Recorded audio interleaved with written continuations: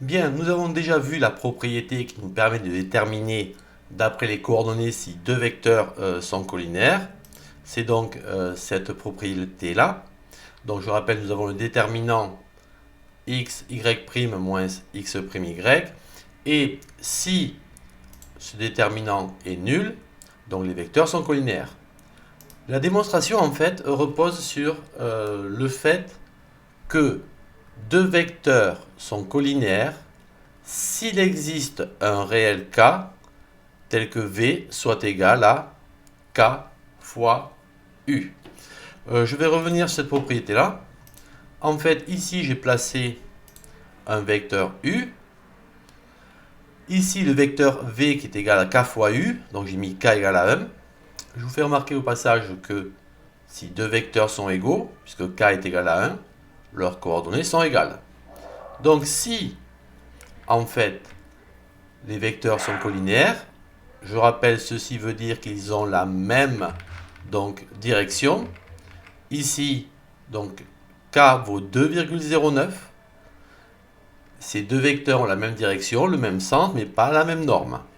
Si, donc, je mets k négatif, comme ça va être le cas, ici, par exemple, moins 1,26, ces deux vecteurs ont la même direction, ils n'ont ni le même sens, ni la même norme.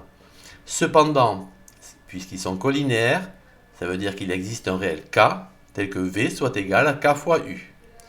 Si je me base sur cette propriété, le vecteur v a pour coordonnée x', y'. Nous avons vu que ku, donc k fois un vecteur, va avoir pour coordonnée kx, ky. Deux vecteurs sont égaux si leurs coordonnées sont égales. Donc x' doit être égal à kx et y' doit être égal à ky. J'obtiens donc ce système. x' égale à kx, y' égale ky. Dans chacune de ces deux équations, je vais isoler le réel k. Donc dans la première, je divise par x. Dans la deuxième, je divise par y. J'obtiens que k est égal à x', y et que k est égal à y', y. Attention, nous parlons du même nombre k.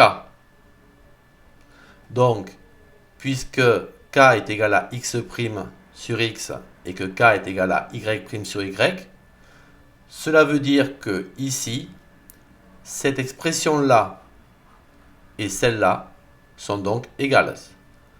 Nous avons donc une nouvelle égalité.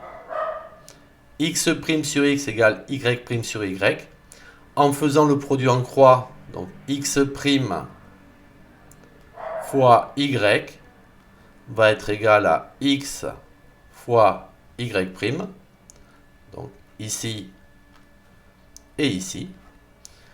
Je vais passer donc un des deux de l'autre côté et j'obtiens donc la propriété que nous avons étudiée en classe.